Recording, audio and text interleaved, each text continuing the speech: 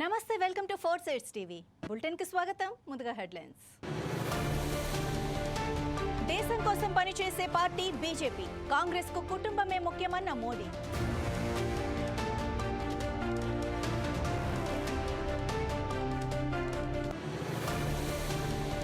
ఇరాన్లో ముగిసిన Ebrahim Raisi అంత్యక్రియలు. అధికార లాంఛనాలతో ఘనంగా నివాళులు.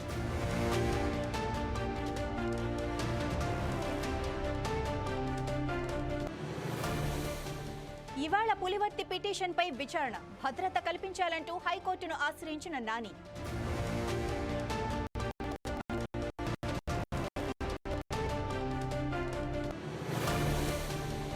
విద్యుత్ అంతరాయంపై ఆరోగ్య శాఖ మంత్రి సీరియస్. ఎంజీఎం సూపరింటెండెంట్కు షోకాజ్ నోటీస్ జారీ. ఎన్నికలు మరో 2 విడతలు ఉండటంతో మిగిలిన స్థానాల్లో ప్రచారం నిర్వహిస్తోంది బీజేపీ. దేశవ్యాప్తంగా మోడీ సభల్లో పాల్గొంటున్నారు. 400 ఎంపీ స్థానాలు గెలవటమే లక్ష్యంగా దూసుకెళ్తోంది బీజేపీ. ఈ నేపథ్యంలో పలు కీలక వ్యాఖ్యలు చేశారు. బీజేపీ పార్టీకి దేశమే ముఖ్యమని స్పష్టం చేశారు మోడీ. ఇండియా కూటమికి తమ కుటుంబాలే కావాలని విమర్శించారు. రానున్న ఫలితాల్లో తమ గెలుపు ఖాయమని ధీమా వ్యక్తం చేస్తున్నారు ప్రధాని. की कार्य संस्कृति में ये बदलाव सबसे प्रमुख रूप से दिल्ली के लोगों ने देखा है। कॉमनवेल्थ गेम्स को कौन भूल सकता है? कांग्रेस के पास भारत के सामर्थ्य को पूरे विश्व को दिखाने का मौका था, लेकिन कांग्रेस ने क्या किया? दिल्ली को इतना लूटा, एक बदनुमा दाग कॉमनवेल्थ खेलों पर लगा दिया। ये कांग्रेस का मॉडल था और आपने देखा है इसी दिल्ली में G20 सम्मेलन हुआ। पूरे विश्व ने भारत की जय जयकार की। आप मुझे बताइए साथियों, ये सब कैसे हुआ? आप मुझे बताइए ये सब कैसे हुआ? ये सब कैसे हुआ? ये सब कैसे हुआ? साथियों, ये सब इसलिए हुआ क्योंकि भाजपा का विकास मॉडल नेशन फर्स्ट के लिए कमिटेड है। हमारे लिए राष्ट्र प्रथम, ये हमारा जीवन मंत्र है। दूसरी ओर कांग्रेस और इंडी गठबंधन है, इनका एकमात्र एजेंडा है। సార్వత్రిక ఎన్నికల్లో విపక్షాల కూటమి ఇండియా గెలిచినా ప్రధానమంత్రి కావాలన్న ఉద్దేశం తనకు లేదని ఢిల్లీ ముఖ్యమంత్రి అరవింద్ కేజ్రీవాల్ పేర్కొన్నారు. విపక్షాల తరపున ప్రధాని ఎవరనే విషయాన్ని ఎన్నికల ఫలితాల తర్వాతే కూటమి నిర్ణయిస్తుందన్నారు. ఈ నియంతృత్వ పాలన నుంచి దేశాన్ని, ప్రజాస్వామ్యాన్ని రక్షించటమే తన లక్ష్యమన్నారు. బీజేపీ మళ్లీ అధికారంలోకి వస్తే విపక్ష నేతలందరూ జైల్లో ఉంటారని వ్యాఖ్యానించారు. ఆమ్ ఆద్మీ పార్టీకి న్యాయవాదులకు సుదీర్ఘ అనుబంధం ఉందని తెలిపారు. 2015లో తమ ప్రభుత్వాన్ని ఏర్పాటు చేయటంలో న్యాయవాదుల పాత్ర ఎంతో ఉందన్నారు. बनाई थी। दूसरा चुनाव जब हुआ था, पहले तो हम 2013 में 49 दिन की सरकार बनी थी। उसके बाद जब दूसरा चुनाव हुआ, जब 67 सीट आई थी, उन 67 सीटों में बहुत बड़ा योगदान वकीलों का था। मैं बताता हूँ कैसे। बीजेपी ने मेरे खिलाफ किरण बेदी जी को सीएम कैंडिडेट डिक्लेयर किया था और किरण बेदी जी का वकीलों से शायद पुराना रिश्ता रहा है। फिर जैसे ही बीजेपी ने किरण बेदी को कैंडिडेट डिक्लेयर किया, अपने आप से सामने से वकीलों के 3-4 ग्रुप्स मेरे से मिलने के लिए, वहाँ मैं कौशाम्बी में रहता था, मेरे कौशाम्बी के निवास स्थान पे आए और उन्होंने कहा जी हम आपका कैंपेन संभालेंगे, हम आपका ये चुनाव हम लड़ेंगे। तो मैं तो गदगद हो गया, मुझे और क्या चाहिए था। तो वकीलों ने ग्रुप्स बनाए, हर कोर्ट के अंदर ग्रुप्स बनाए, कैंपेनिंग की। केवल वकीलों के अंदर नहीं की, वकील समाज के साथ बहुत इंटरेक्ट करते हैं, अपने क्लाइंट्स के थ्रू और 10 चीज़ों के 10 लोगों के थ्रू समाज के कई अलग अलग उसमें भागीदारी भी करते हैं अलग अलग संस्थाओं में। तो वकीलों ने ठान ली कि इस बार किरण बेदी को हराना है, तो बाय प्रोडक्ट था कि मैं भी जीत गया।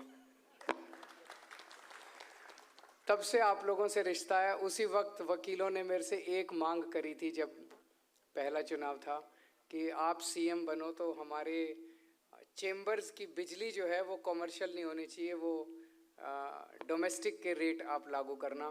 तो मैंने बनते ही कुछ दिनों के अंदर उसको डोमेस्टिक कर दिया। और चूंकि डोमेस्टिक में दिल्ली के अंदर खास सुविधा है कि 200 यूनिट तक फ्री है और 400 यूनिट तक आधे हैं, वो आप सब लोगों को अब उसके अंदर वो फैसिलिटी मिल रही है। तो दिल्ली पहला राज्य पूरे देश में बना जहाँ पे बिजली का रेट जो है आपका वो कमर्शियल नहीं है, वो डोमेस्टिक है।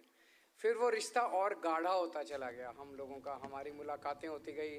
वो शुरुआत वहाँ से हुई थी, मैंने बताया कि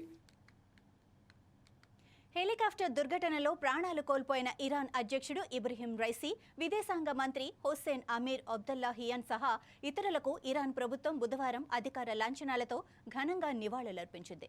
రాజధాని టెహ్రాన్లో జరిగిన ఈ కార్యక్రమంలో ఇరాన్ సుప్రీం అధినేత అయతుల్లా అలీ ఖమేనీ పాల్గొన్నారు. ఇరాన్ జెండాలతో ఉన్న శవపేటికల ముందు ప్రార్థనలు నిర్వహించారు. అనంతరం శవపేటికలను ప్రజలు తమ భుజాల మీద మోశారు. ఈ యాత్రలో భారీ సంఖ్యలో పౌరులు నల్ల దుస్తులు ధరించి పాల్గొన్నారు. అమెరికాకు వ్యతిరేకంగా నినాదాలు చేశారు. షియా సంప్రదాయం ప్రకారం యాత్రలో పాల్గొన్న ప్రజలు తమ గుండెలను బాదుకుంటూ బహిరంగంగా విలపించారు. భారత్ తరపున ఈ కార్యక్రమానికి హాజరైన ఉపరాష్ట్రపతి జగదీప్ ధన్కడ్ రైసీతో పాటు మరణించిన వారందరికీ అంతిమ నివాళులర్పించారు. కాంగ్రెస్ నెరవేర్చలేని హామీలిచ్చి ప్రజలను మభ్యపెడుతోందని మండిపడ్డారు కిషన్ రెడ్డి. అధికారంలోకి వచ్చిన 100 రోజుల్లో రుణమాఫీ చేస్తామని చెప్పి ఇప్పుడు ఆగస్టుకు వాయిదా వేశారన్నారు. తమ అధినేత సోనియా గాంధీ పుట్టినరోజు సందర్భంగా డిసెంబర్ 9న రుణమాఫీ చేస్తామని చెప్పి అసత్యాలు పలికారని తెలిపారు. ఈ రోజు తెలంగాణలో ఎక్కువ శాతం దొడ్డు వడ్లు పండిస్తారని పేర్కొన్నారు. కానీ కాంగ్రెస్ సన్నవడ్లకే బోనస్ ఇస్తామంటోంది. రైతులను నమ్మబలికి అధికారంలోకి వచ్చిన తర్వాత వారిని నయవంచన చేస్తోందని విమర్శించారు. ప్రజలకు పంగనామాలు పెడుతోందని ఎద్దేవా చేశారు.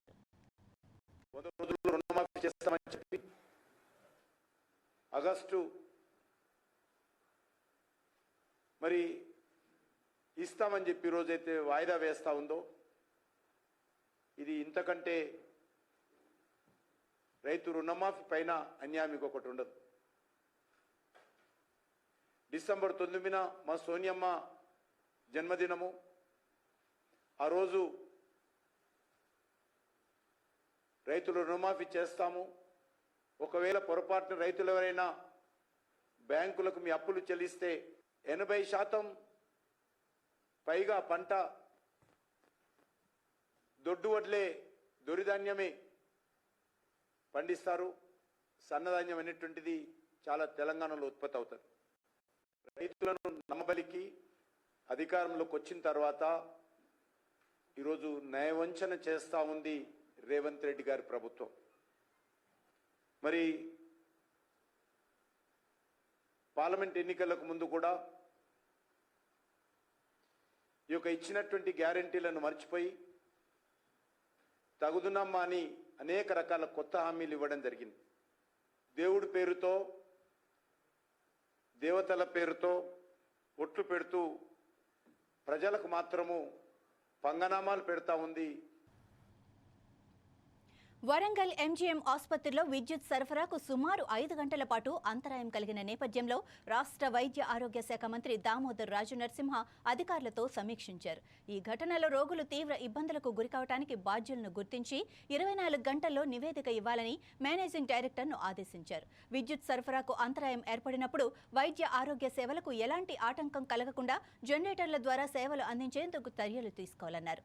రానున్న వర్షాకాలంలో వరంగల్ తరహా ఘటనలు పునరావృతం కాకుండా చర్యలు తీసుకోవాలని, రాష్ట్రంలోని అన్ని ప్రభుత్వ ఆసుపత్రుల్లో జనరేటర్లను ఇంజనీర్లతో తనిఖీ చేయించాలని, లేని చోట్ల కొత్తవి ఏర్పాటు చేయాలని ఆదేశించారు. మంత్రి ఆదేశాలతో ఆసుపత్రిని పరిశీలించిన జిల్లా కలెక్టర్ ప్రావీణ్య ఎంజీఎం సూపరింటెండెంట్కు షోకాజ్ నోటీస్ జారీ చేశారు.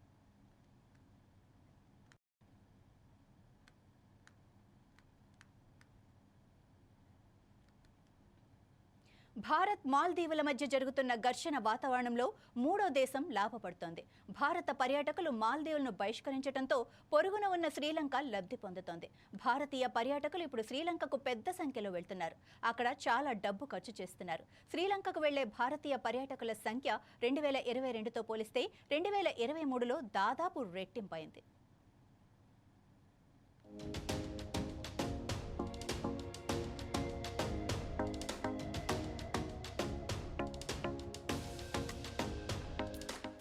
రెండు 2022లో 1,23,400 మంది భారతీయ పర్యాటకులు వెకేషన్ కోసం శ్రీలంకకు వెళ్లగా 2023లో 3,02,844 మంది భారతీయ పర్యాటకులు శ్రీలంకను సందర్శించారు.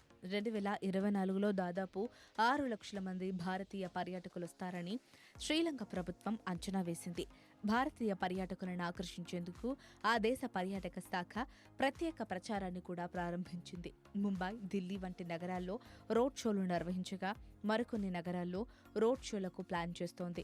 భారత్, మాల్దీవుల మధ్య నెలకొన్న ఉద్రిక్తత వల్ల తాము లాభపడ్డామని శ్రీలంక పర్యాటక మంత్రి హరిన్ ఫెర్నాండో స్వయంగా అంగీకరించారు.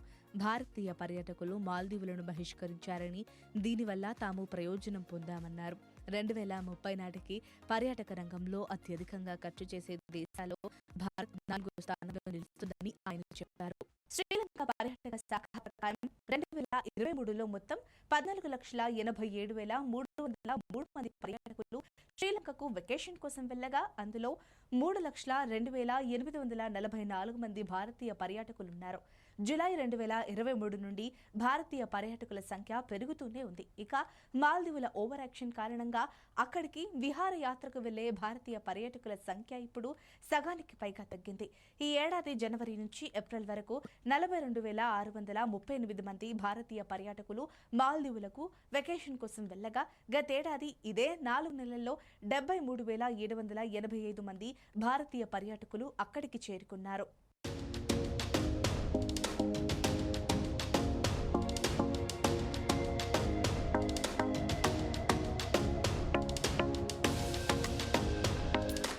మాల్దీవుల ఆర్థిక వ్యవస్థ ప్రధానంగా పర్యాటకంపై ఆధారపడగా గత కొన్నేళ్లుగా భారతీయ పర్యాటకులు ఇందులో అతిపెద్ద సహకారం అందించారు.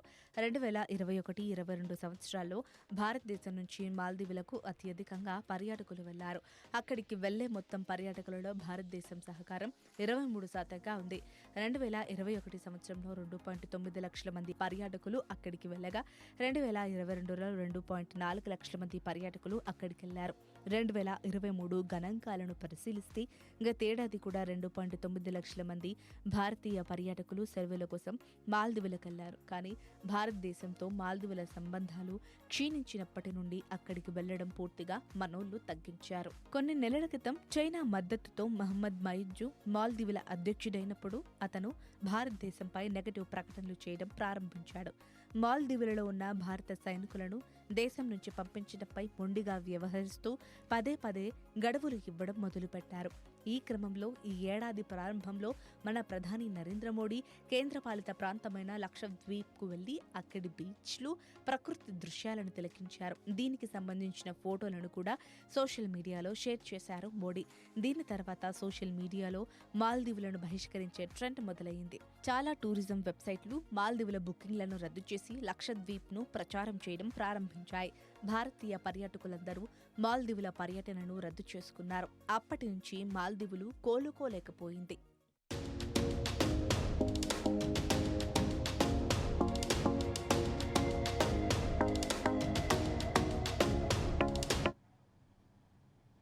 ఇవాళ పులివర్తి నాని పిటిషన్పై హైకోర్టులో విచారణ జరగనుంది. తనతో పాటు తన భార్య, కుమారునికి 3+3 భద్రత కల్పించాలంటూ పిటిషన్ దాఖలు చేశారు నాని. తనపై హత్యాయత్నం జరిగిన నేపథ్యంలో భద్రత కల్పించేలా ఆదేశాలు ఇవ్వాలని హైకోర్టులో పిటిషన్ దాఖలు చేశారు. ఈ వ్యాజ్యం జస్టిస్ వెంకట జ్యోతిర్మయి ముందు విచారణకు వచ్చింది. పిటిషనర్ తరపున సీనియర్ న్యాయవాది పోసాని వెంకటేశ్వర్లు వాదనలు వినిపించారు. పోలీసుల తరపున న్యాయవాది ఏజీపీ నిర్మల్ కుమార్ స్పందిస్తూ నానికి భద్రత కల్పించామని, ఆయన ఇంటి వద్ద పోలీస్ పికెట్ కల్పించామని చెప్పారు. నాని సతీమణి కుమారుడికి భద్రత కల్పించే విషయంలో వివరాలు సమర్పించేందుకు సమయం కోరారు. న్యాయమూర్తి విచారణ ఇవాళ్టికి వాయిదా వేశారు. ఆంధ్రప్రదేశ్లో మే 13న పోలింగ్ జరిగిన రోజు 9 చోట్ల ఈవీఎంలను ధ్వంసం చేశారని Andhra Pradesh chief electoral officer Mukesh Kumar Meena తెలిపారు. ఇందులో ఒక్క మాచర్లలోనే 7 చోట్ల ఈవీఎంలు ధ్వంసమయ్యాయని వెల్లడించారు. ఎన్నికల సందర్భంగా పోలింగ్ రోజు ఆ మరుసటి రోజు మే 14న మాచర్ల నియోజకవర్గంలో హింస చెలరేగింది. రెంటచింతల మండలంలోని పాలువాయి రైల్వే గేటు పోలింగ్ కేంద్రంలో అందరూ చూస్తుండగానే ఈవీఎంను పిన్నెల్లి రామకృష్ణారెడ్డి ధ్వంసం చేశారు. ఇందుకు సంబంధించిన వీడియో తాజాగా బయటకు వచ్చింది. ఈ నెల 20వ తేదీన రెంటచింతల సబ్ ఇన్స్పెక్టర్ కోర్టుకు మెమో సమర్పించారు. అందులో పి రామకృష్ణారెడ్డిని A1గా పేర్కొన్నారు.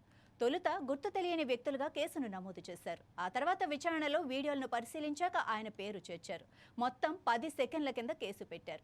ఈ కేసులో ఆయనకు 7 ఏళ్ల వరకు శిక్ష పడే అవకాశం ఉందని మీడియా సమావేశంలో ముఖేష్ కుమార్ మీనా తెలియజేశారు. 20th కోర్టులో ప్రొడ్యూస్ చేసిన మెమోలో 10 సెక్షన్స్ కింద 10 సెక్షన్స్ ఇంక్లూడ్ చేసేసి మెమో ఫైల్ చేయడం జరిగింది. తర్వాత మిస్టర్ రామకృష్ణారెడ్డిని కూడా అక్యూజ్ నెంబర్ 1గా దాంట్లో ఇంక్లూడ్ చేయడం జరిగింది. So this issue yesterday afternoon it was some video was released. So that video is correct, and then apart from filing this memo, 2 days back a file memo చేసిన తర్వాత ఆయన arrest చేయడం కోసం ప్రయత్నాలు స్టార్ట్ అయినాయి. నిన్న రాత్రి ఈసీ మళ్ళీ ఇప్పుడు దాకా ఎందుకు చేయలేదు, చాలా సీరియస్గా దీన్ని తీసుకొని you should arrest him immediately orders కూడా ఇవ్వడం జరిగింది. Morning in writing also election commission has asked that whether he was involved or not, and if has involved whether FIR has been filed against or not, and if FIR file arrest చేశారు లేదా. So FIR already అంటే memo ద్వారా ఆయన పేరు already include చేయడం జరిగింది. Arrest కోసం నిన్నటి నుంచి ప్రయత్నాలు జరుగుతున్నాయి. పోలీస్ వారు ఇచ్చిన ఇన్ఫర్మేషన్ ప్రకారం మార్నింగ్ వాళ్ళ హౌస్కి కూడా రేడ్ చేయడం జరిగింది. He was not found. So several teams are now moving around to arrest the person. Election commission has said that such type of incidents are very shameful incident in the sense that our intention is to do free, fair and peaceful elections, and when the candidate himself start doing this activity, that is a very serious matter. So stringent action should be taken. Stringent action ante as per the memo filed in the court against the accused number 1, 10 sections have been proposed against him, and these 10 sections have very severe Tollywood నుంచి బాలీవుడ్ వరకు చాలా మంది ప్రముఖులపై biopics ఇప్పటికే వచ్చాయి. వాటిలో ఎక్కువగానే భారీ విజయాన్ని అందుకున్నాయి. తాజాగా భారత ప్రధాని నరేంద్ర మోడీ జీవితంపై బయోపిక్ రానున్నట్లు వార్తలొస్తున్నాయి. అందులో ప్రముఖ నటుడు సత్యరాజ్ నటించనున్నారని కోలీవుడ్లో ప్రచారం జరుగుతోంది. ఈ విషయంపై ఆయనే క్లారిటీ ఇచ్చారు. తాను నరేంద్ర మోడీ బయోపిక్లో నటించనున్నట్లు వస్తున్న వార్తల్లో నిజం లేదని స్పష్టం చేశారు. ఆ ప్రాజెక్టు కోసం తనని ఎవరూ స్పందించలేదన్నారు. తాను మోడీ పాత్రలో నటిస్తున్నట్లు వచ్చిన వార్తలు చూసి తనకు ఆశ్చర్యం కలిగిందన్నారు. సోషల్ మీడియాలో ఇలాంటి తప్పుడు వార్తలను ప్రచారం చేయొద్దని విజ్ఞప్తి చేశారు. భవిష్యత్తులో మోడీ బయోపిక్ కోసం ఎవరైనా తనని సంప్రదించినా తాను చేయనని చెప్పారు.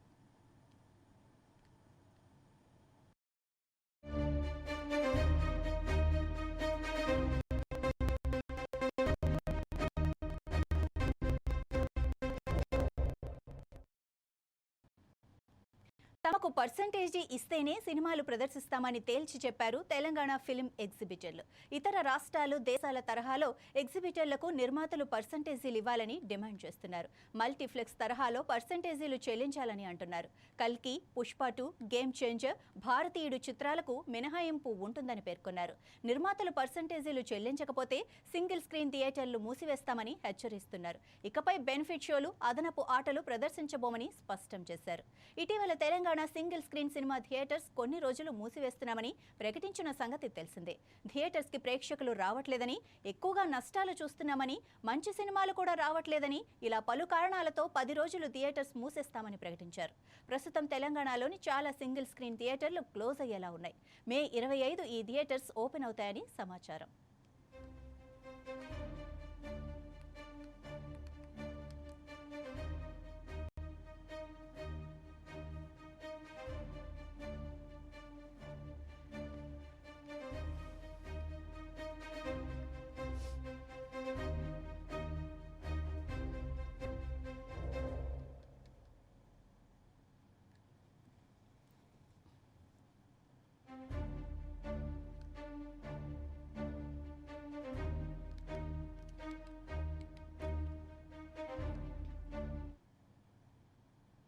ఐపీఎల్ 2024లో ఫైనల్ చేరేందుకు అడుగు దూరంలో రాజస్థాన్ రాయల్స్ నిలిచింది. అహ్మదాబాద్ వేదికగా రాయల్ ఛాలెంజర్స్ బెంగళూరుతో జరిగిన ఎలిమినేటర్ 4 వికెట్ల తేడాతో రాజస్థాన్ ఘన విజయం సాధించింది. దీంతో క్వాలిఫైర్ 2కు రాజస్థాన్ అర్హత సాధించగా ఆర్సీబీ ఇంటిముఖం పట్టింది. ఈ మ్యాచ్లో 173 పరుగుల లక్ష్యంతో బరిలోకి దిగిన రాజస్థాన్ 6 వికెట్లు కోల్పోయి 19 ఓవర్లలో ఛేదించేసింది. రాజస్థాన్ బ్యాటర్లలో ఎస్ఎస్వి జైస్వాల్ అదరగొట్టగా రియాన్ పరాగ్ 36, హెట్మైర్ 26, పావెల్ 16 పరుగులతో రాణించారు. ఆర్సీబీ బౌలర్లలో సిరాజ్ 2 వికెట్లు, ఫెర్గూసన్, కరణ్ శర్మ, గ్రీన్ తలా వికెట్ సాధించారు. ఇంతకు ముందు బ్యాటింగ్ చేసిన ఆర్సీబీ నిర్ణీత 20 ఓవర్లలో 8 వికెట్ల నష్టానికి 172 పరుగులు చేసింది. ఆర్సీబీ బ్యాటర్లలో రజిత్ పాటీదార్ 34 పరుగులతో టాప్ స్కోరర్గా నిలవగా విరాట్ కోహ్లీ 33, మహిపాల్ 32 పరుగులతో రాణించారు. మ్యాక్స్వెల్, దినేష్ కార్తీక్ వంటి కీలక ఆటగాళ్లు నిరాశపరిచారు. రాజస్థాన్ బౌలర్లలో ఆవేష్ ఖాన్ 3 వికెట్లు పడగొట్టగా అశ్విన్ 2, ట్రెంట్ బౌల్ట్, సందీప్ శర్మ, చాహల్ తలా వికెట్ సాధించారు. ఉమ్మడి అనంతపురం జిల్లాలో మహిళలకు పట్టం కట్టాయి ప్రధాన రాజకీయ పార్టీలు. వైసీపీ, టీడీపీ పార్టీలు మహిళలకు ప్రాధాన్యతనిస్తూ మహిళా సాధికారత పెంచేందుకు దిశగా ఎమ్మెల్యే, ఎంపీ సీట్లు కేటాయించారు. మహిళా ఓటర్లను ఆకర్షించే దిశగా పార్టీలు పావులు కదిపాయి. తెలుగుదేశం పార్టీ నుంచి పరిటాల సునీత, బండారు శ్రావణి, పల్లె సింధూరారెడ్డి, సవితమ్మలు ఎన్నికల బరిలో ఉండగా వైసీపీ నుంచి ఉషా శ్రీచరణ్, కురుబ దీపిక, బోయ శాంతమ్మలు ఎన్నికల బరిలో నిలిచారు.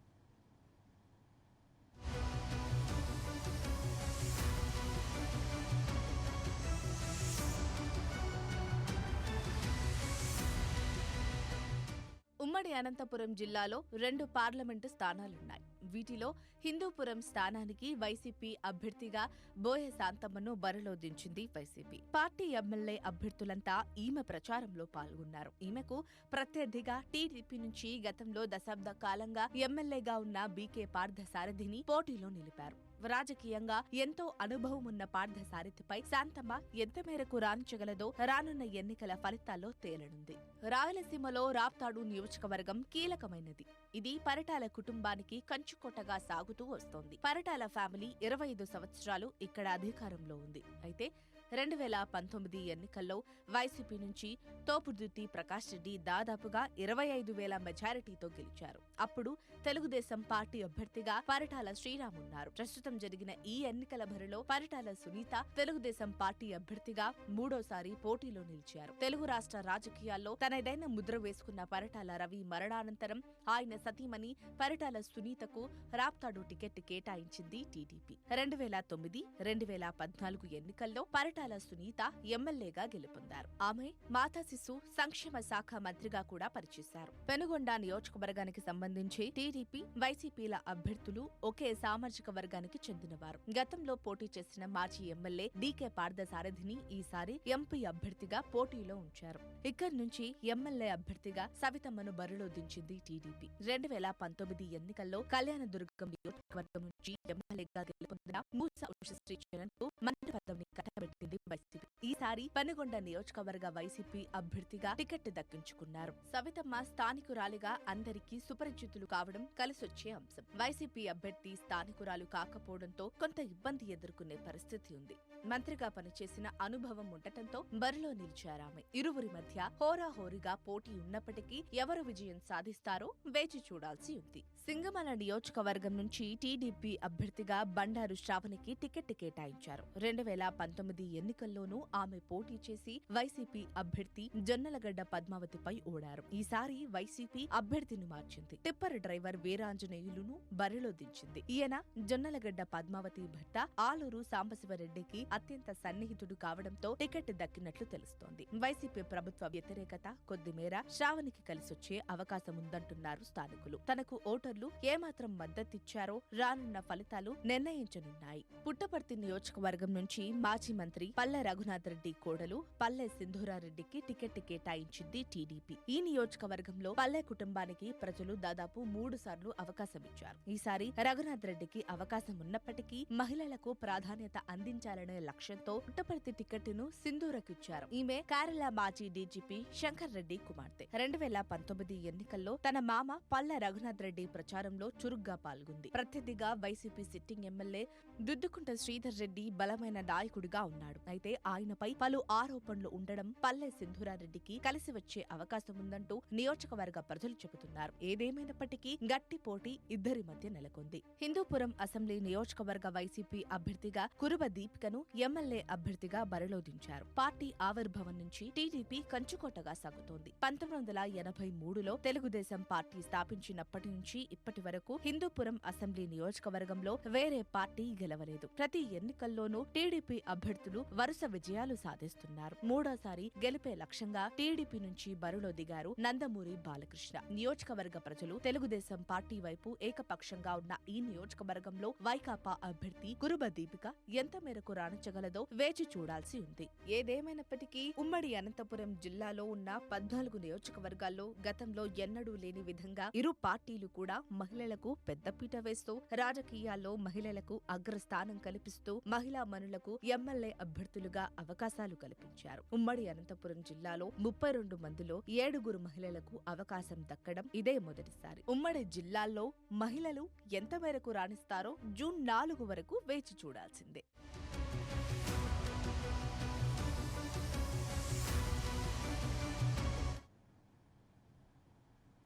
ఇవి ఈ బులెటిన్ సమాచారం. మరింత సమాచారంతో మరో బులెటిన్లో మళ్ళీ కలుద్దాం. అంతవరకు చూస్తూనే ఉండండి 4 Sides.